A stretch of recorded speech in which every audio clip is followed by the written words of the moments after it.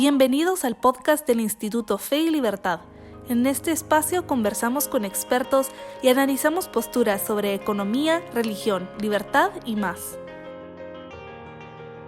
Hola, ¿qué tal? Y sean todos bienvenidos a un nuevo episodio del podcast Fe y Libertad. Les deseamos a todos una muy feliz Navidad. Bueno, y en esta época se acostumbra a dar y a recibir regalos, como todos sabemos. Entonces, el mismo Jesús recibió presente el día de su nacimiento. Así que hoy quisiera a que nos acompañaran a profundizar el significado de estos regalos y cómo podemos prepararnos para recibir el regalo más grande, que es Jesús, y mucho más. Entonces, para contestar esta y muchas preguntas más que se vienen, hoy nos acompaña un amante de la lectura. Quisiera presentarles a Juan Callejas, con quien estaremos conversando el día de hoy sobre cómo los regalos y el dar en estas épocas tienen un significado mucho más profundo. Quisiera presentarme, soy Nicole Betancourt, la coordinadora de comunicación, y los estaré acompañando en este episodio. Hola Juan, buenos días, ¿qué tal? ¿Cómo se encuentra? Hola Nicole, mucho gusto, un gusto estar con ustedes nuevamente por aquí.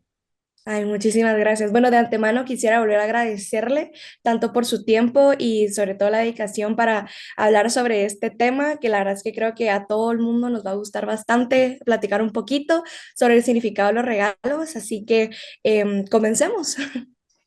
Démosle, démosle.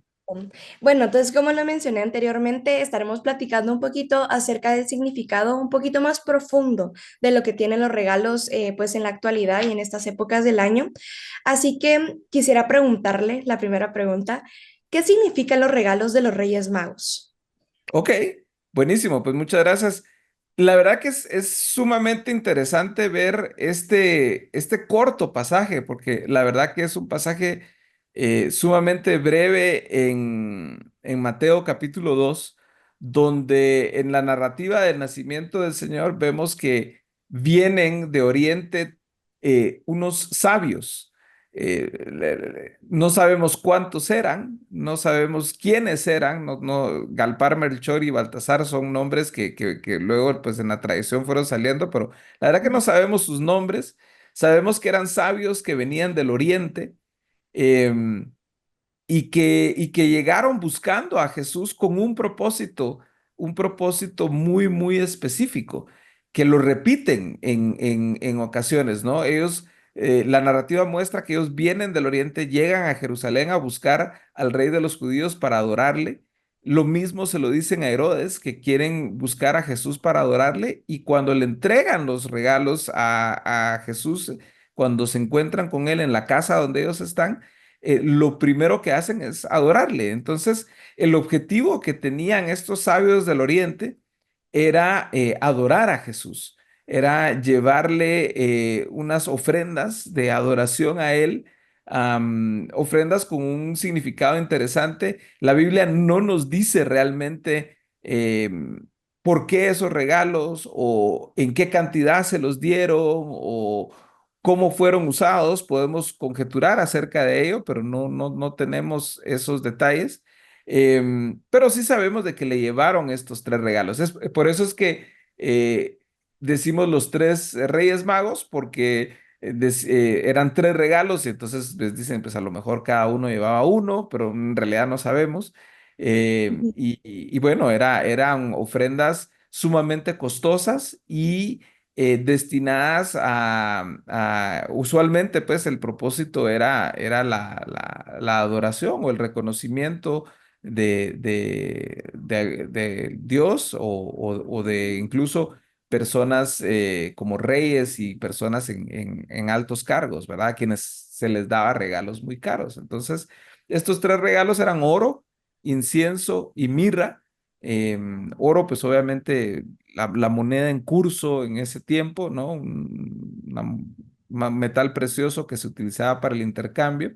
El incienso, un material fragante, muy, muy costoso, importado, la materia prima importada desde muy lejos, el norte de Ujú. África, India, hay lugares así para fabricarse y utilizada en ceremonias de adoración, sacrificios, etcétera, sobre todo en el templo, que digamos, la receta justamente específica del tipo de incienso que se iba a usar para la adoración en el templo judío era esa, la que le llevaron los sabios del Oriente a Jesús. Y la mirra, que también es una esencia sumamente fragante, también utilizada para propósitos religiosos y también utilizada para embalsamar cuerpos, ¿verdad? Sobre todo pues por los olores y todo de un cuerpo en descomposición, pues ellos los embalsamaban con mirra como parte del proceso de la sepultura de una persona, ¿no?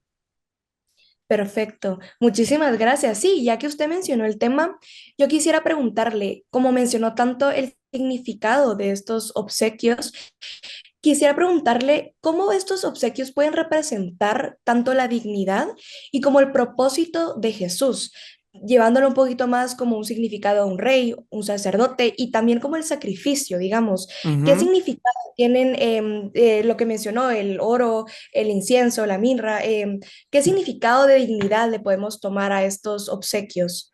ujú. Ahí vemos de entrada, vemos que los sabios del Oriente están reconociendo en Jesús dos cosas que son parte intrínseca, digamos, de la cristología que nosotros tenemos como cristianos, ¿no? Uno reconocía su autoridad como, digamos, ellos tal vez decían rey, nosotros decimos señor, ¿verdad? Sabemos de que Jesús es rey de reyes y señor de señores, ¿no?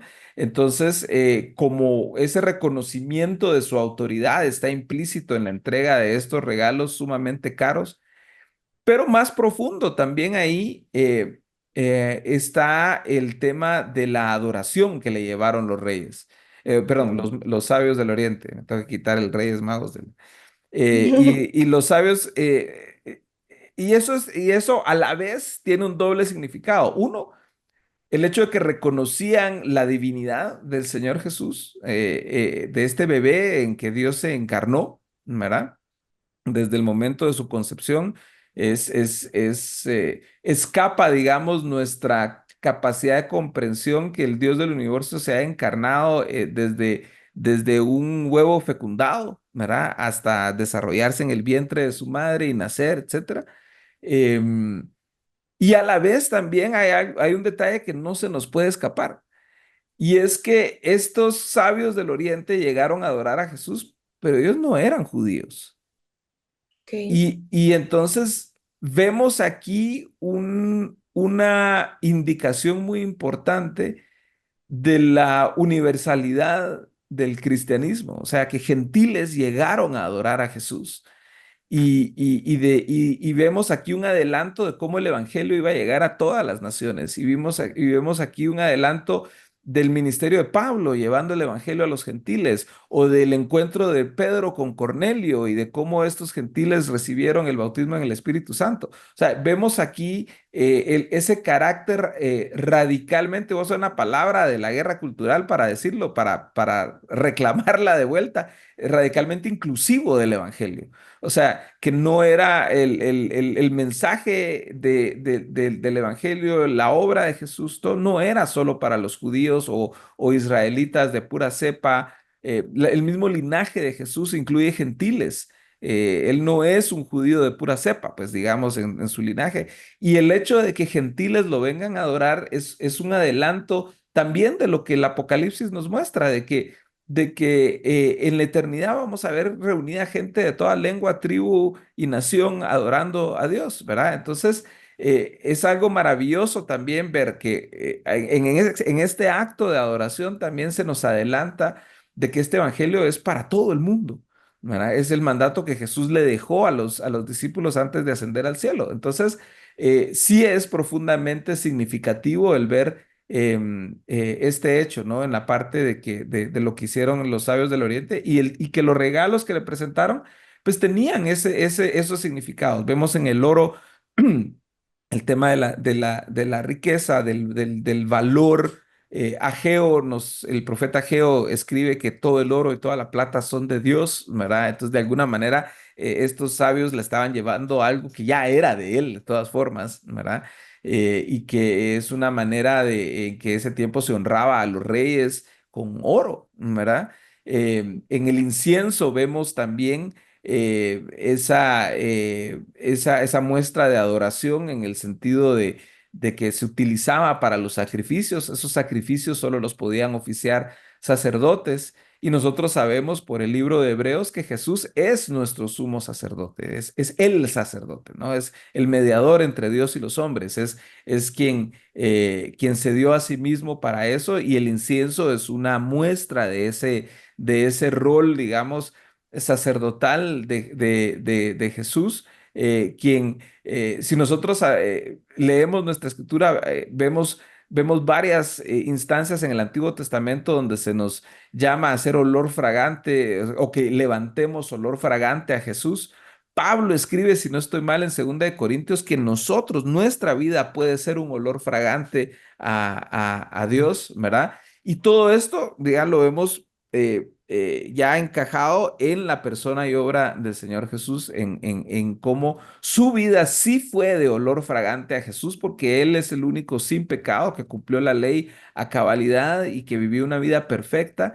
Entonces su vida sí sirve de ofrenda y de fragante a Dios. Y en ese sentido, Él es el sacerdote y la ofrenda, es los dos, ¿verdad? Y con la mirra.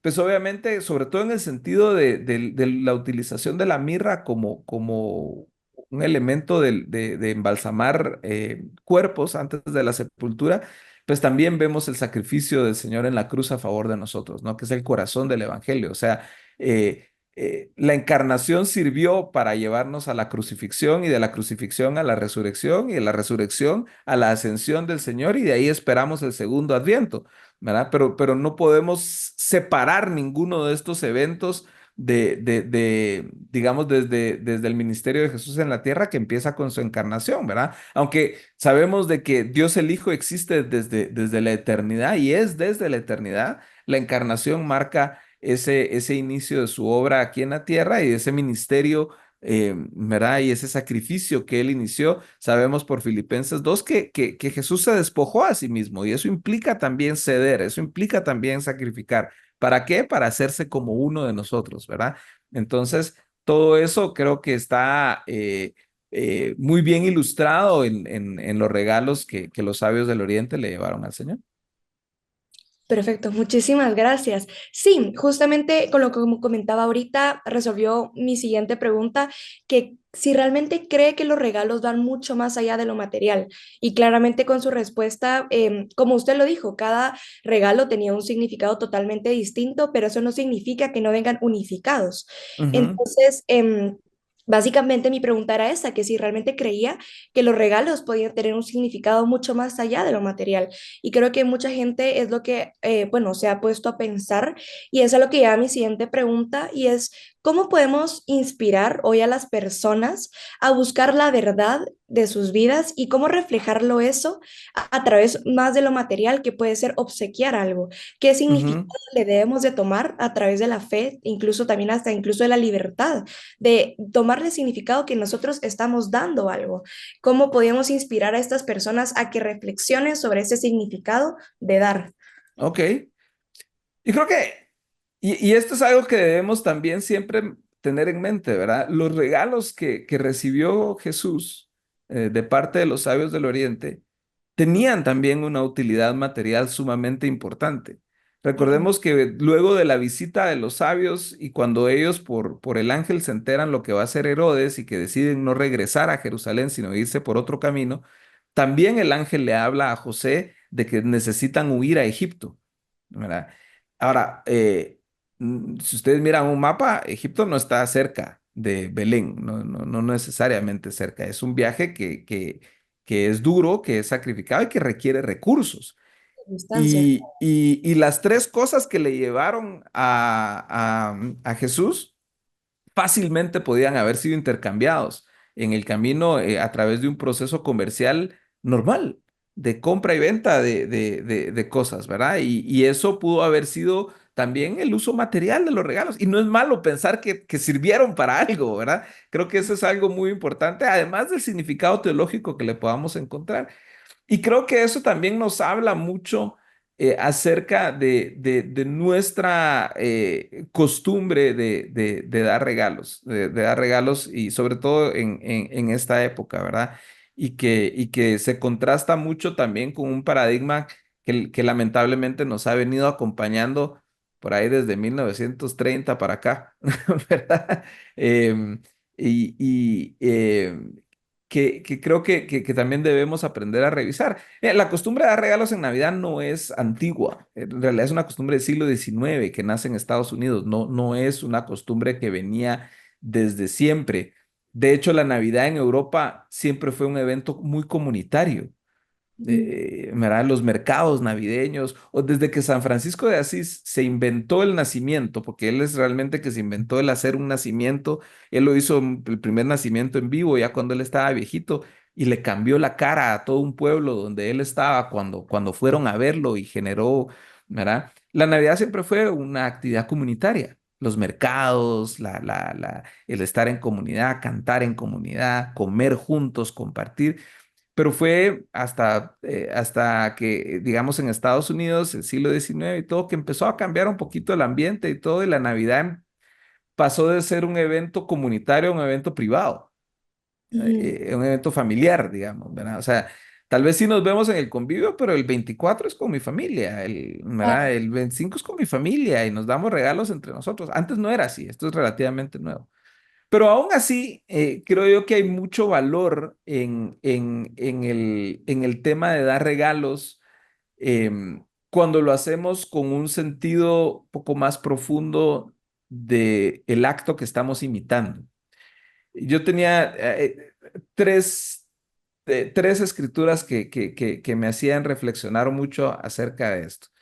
En Romanos capítulo 6 versos 22 y 23 leemos lo siguiente. Dice, pero ahora, habiendo sido libertados del pecado y hechos siervos de Dios, tienen por su fruto la santificación y como resultado la vida eterna, porque la paga del pecado es muerte, pero la dádiva de Dios es vida eterna en Cristo Jesús, Señor nuestro. Entonces, la dádiva de Dios es vida eterna en Cristo Jesús, Señor nuestro. Dádiva es una palabra que es sinónimo de regalo, es una palabra que es sinónimo de dar.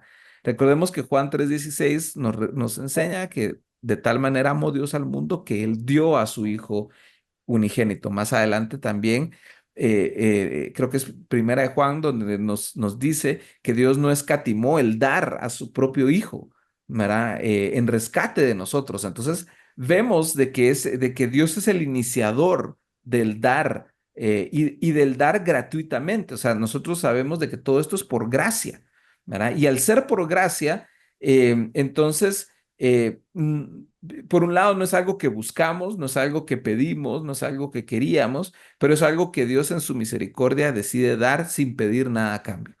Entonces Claro. nosotros al dar regalos, estamos imitando a Dios en esto.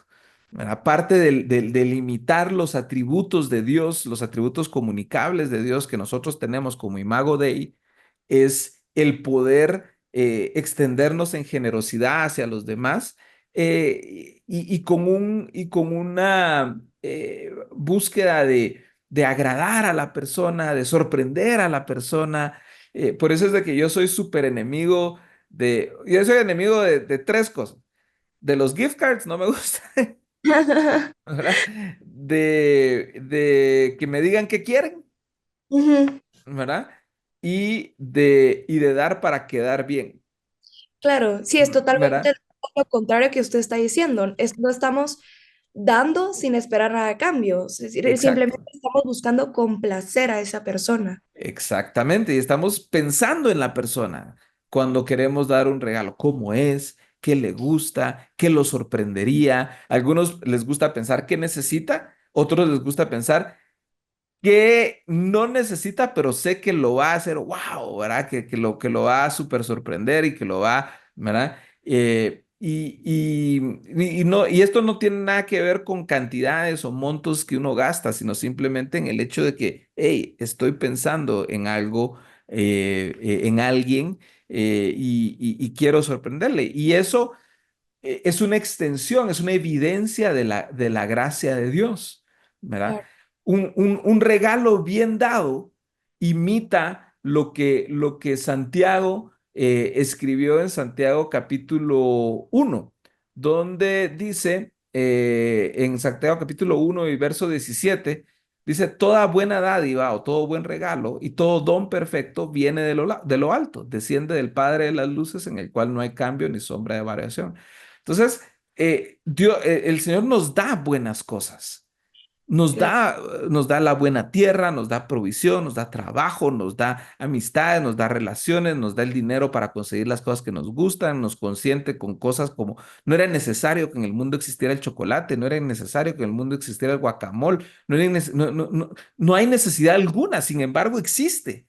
Y claro, eso es una muestra del buen regalo de Dios para nosotros. Entonces nosotros cuando damos, imitamos a Dios en esto, ¿verdad? Y por eso es que, digamos, aunque yo soy muy fan de San Nicolás, no soy nada fan de Santa Claus, ¿verdad? claro. ¿Verdad? Porque, digamos, el paradigma de Santa Claus no es el dar sobre la base de gracia, sino es el dar sobre la base de obras. Si te portaste bien, entonces te doy, Como condicionar. pero como condicionado, ¿verdad? Yo escribí en un blog hace tiempo que se llama así Navidad de Gracia y Navidad de Obras y cuestiono ese paradigma de Santa Claus, ¿verdad? San Nicolás es mi héroe, pero Santa Claus no, pero, ¿cómo se llama?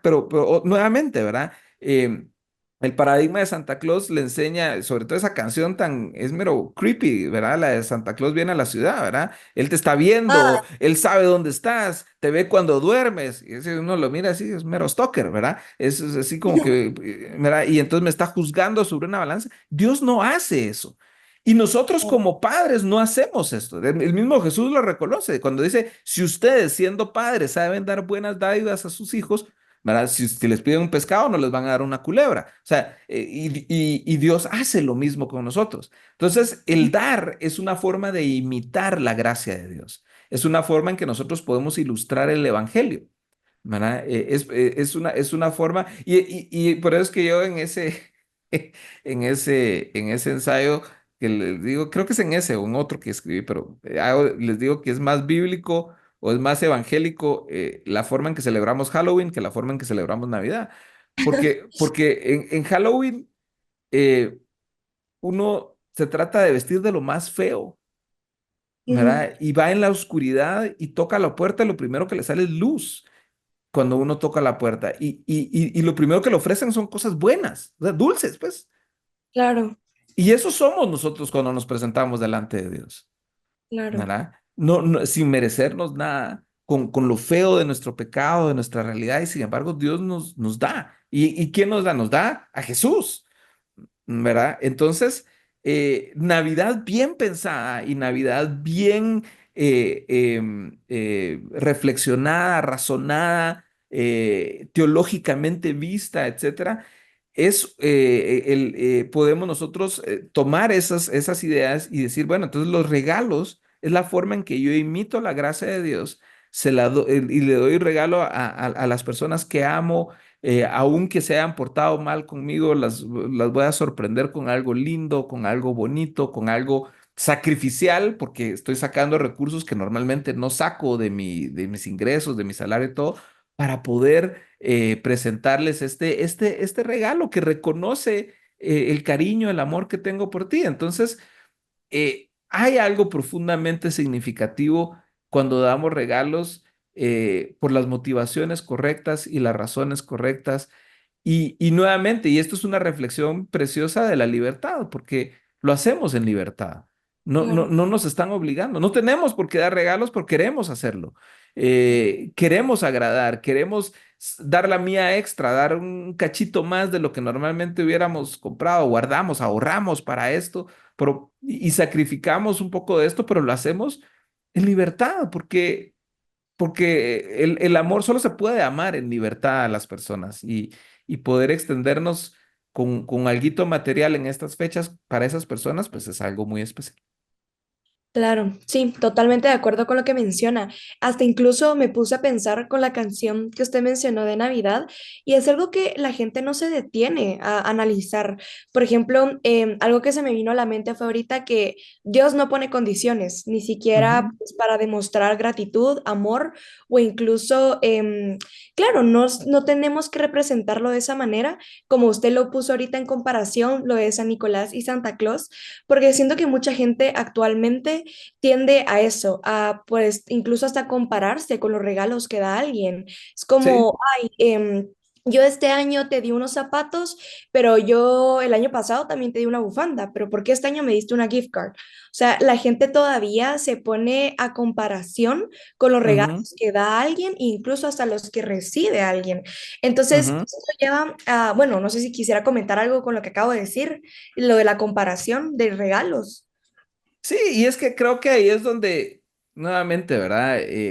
Nuestra cultura pues consumista que vuelve de todo un commodity, ¿verdad? Y eso sumado a las redes sociales que nos muestra fotos de la vida que no son reales, o, ¿verdad? Y digamos, miren, detrás de cada foto que ustedes van a ver de la familia linda en el set de Navidad y que están ahí todos bonitos y todo. Ustedes no vieron los 5 minutos antes.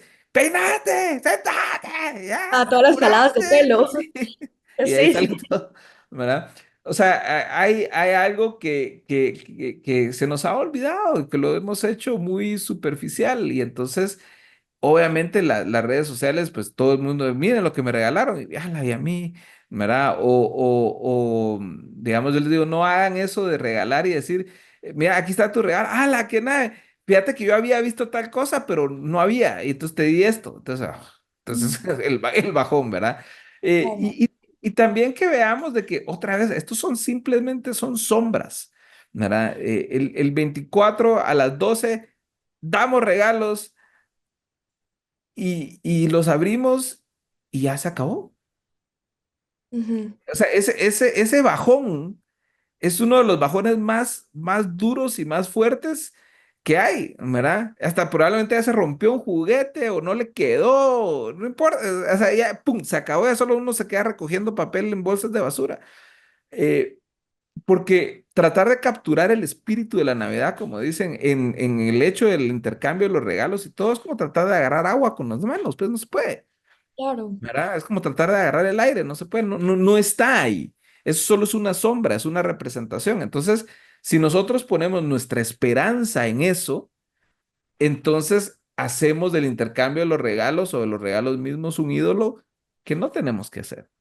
El claro, intercambio de los regalos nos apunta hacia Jesús y por eso es de que, digamos, observar la temporada de Adviento es tan importante porque de alguna manera nos llevamos un mes preparando nuestro corazón para esto, para qué es lo que estamos celebrando, ¿verdad? Y sí, pues obviamente todo el mundo se ilusiona con el intercambio y todo, pero siempre tenemos que tener cuidado de volver a jalarnos de vuelta a la realidad, a darnos cuenta de que todo esto es temporal, y eso no lo hace malo, pero es algo temporal que deberíamos siempre apuntar hacia lo eterno, ¿verdad? claro, Hacia lo eterno, hacia Jesús y todo, y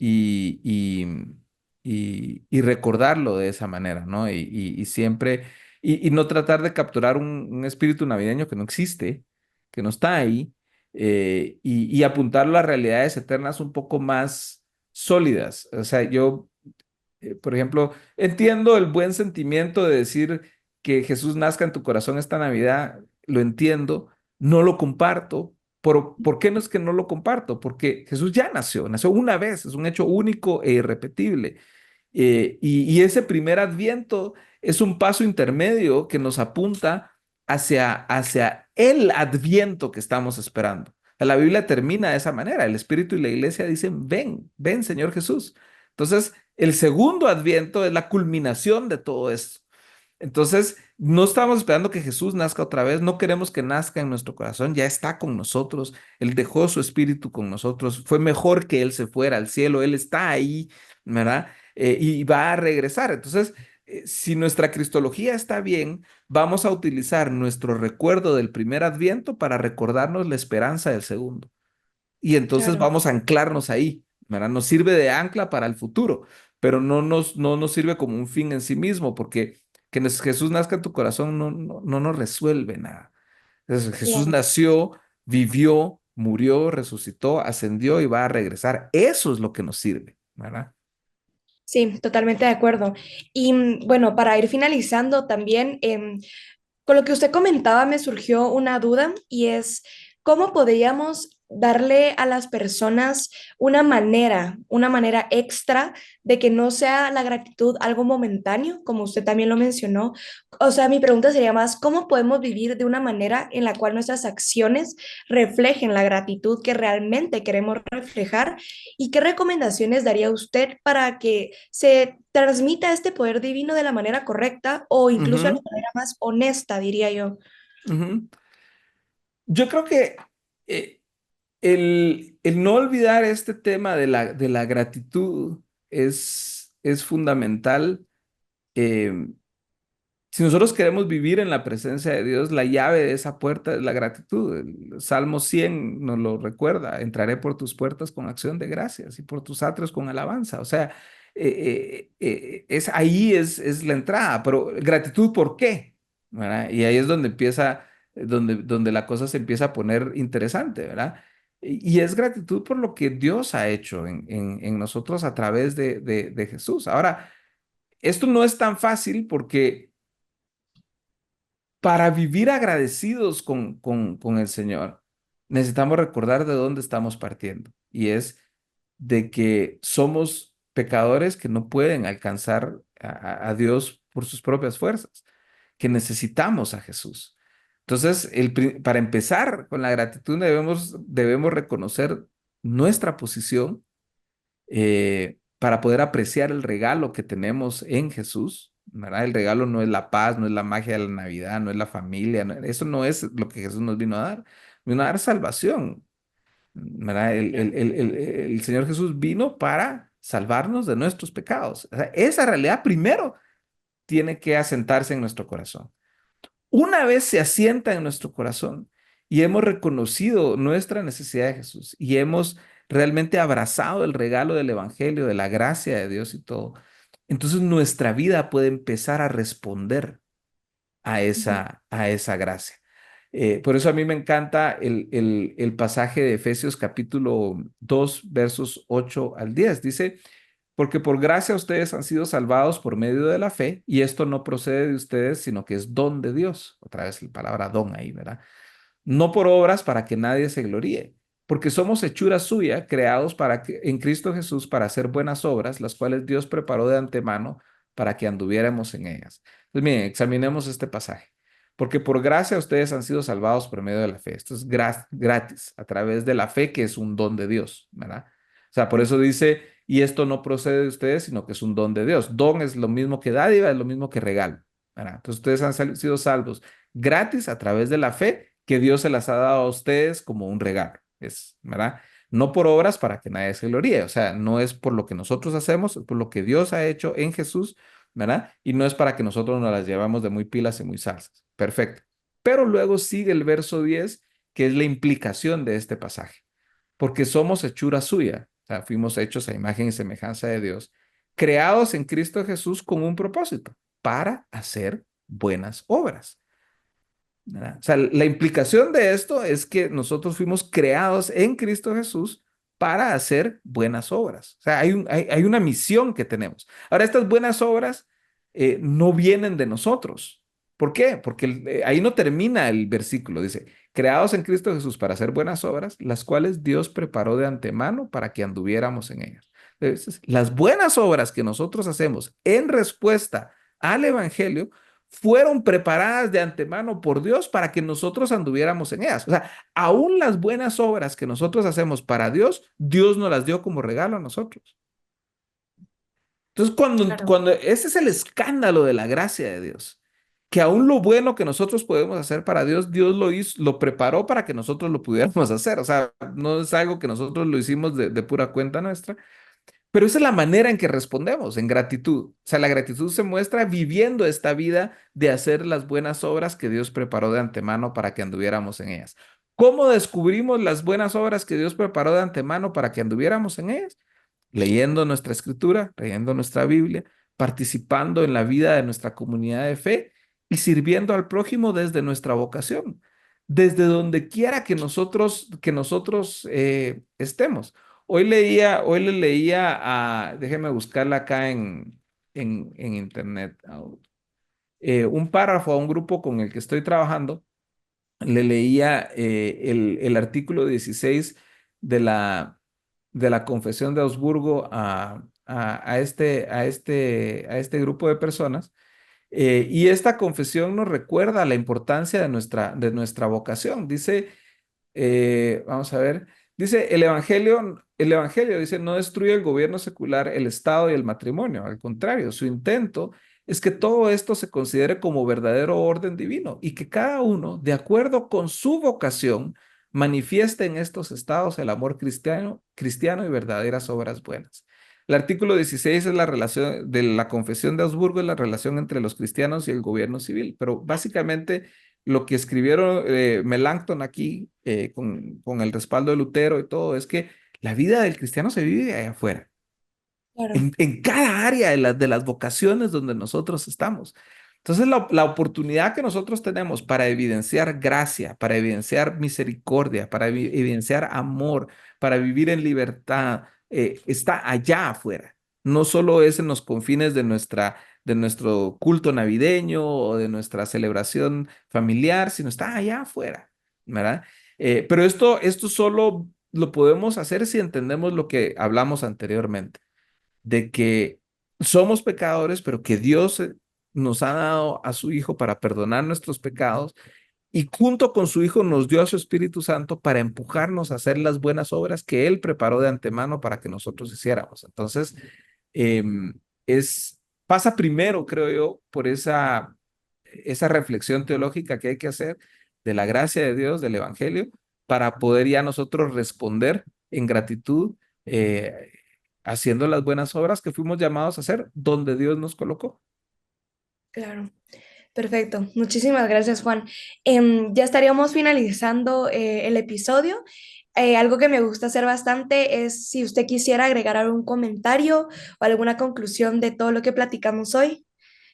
Sí, buenísimo. No, pues al final, recordémonos nuevamente, ¿verdad? Para mí siempre es importante que nuestra celebración navideña eh, es recordar algo que pasó en el pasado, que nos da anclas hoy en el presente para ver con esperanza el futuro, ¿verdad? La celebración de Adviento, de la temporada navideña, es una preparación anual que podemos tener para anhelar con todo nuestro corazón que el Señor Jesús regrese. Porque a veces lo hemos pintado como algo de miedo, que Jesús va a regresar. Bueno, es la mejor noticia, es la mejor noticia que podemos recibir, que el Señor Jesús regrese. Y ese es el anhelo de la iglesia, el segundo adviento. Así que aprovechemos esta época, gocémonosla, comamos rico, demos lindos regalos, recibamos con gratitud, pero siempre voltemos a ver hacia el futuro y a decir, hey, esto es una sombra pequeña, linda, hermosa, preciosa, todo lo que ustedes quieran, pero no tiene comparación alguna con el día en que veamos nosotros al Señor Jesús regresar y estemos con Él para siempre. Y hacia eso apunta lo que hoy celebramos. Así que ánimo, pásenla felices, canten muchas canciones de Navidad, no canten Jingle Bells ni canciones de invierno y nieve, sino canciones de Navidad que hablen de Jesús. Así que ahí les recomiendo ahí que esas sean las que estén también en su playlist, no solo las de All I Want for Christmas is You y esas. Esas son bonitas, pero no son de Navidad, ¿verdad? Son de invierno, diríamos. ¿Verdad? Así que un abrazo a todos. Perfecto, muchísimas gracias, Juan. Entonces, para concluir, eso sería todo por el episodio de hoy. Quisiera volver a agradecerle a Juan Callejas por acompañarnos en esta conversación y esperamos que les haya sido de provecho para quienes nos escuchen y para quien necesite escucharlo. Y también quisiera recordarles que pueden encontrar más contenido como este y mantenerse al tanto de nuestras actividades y visitarnos en nuestra página web feylibertad.org y que también no olviden seguirnos en nuestras redes sociales para no perderse de ninguna de las actualizaciones. Y si disfrutaron este episodio, los invitamos a suscribirse al podcast y compartir nuestro episodio amigos y familiares. Gracias por acompañarnos y como siempre, los esperamos en el próximo episodio del podcast Fe y Libertad. Hasta pronto, muchísimas gracias. Gracias.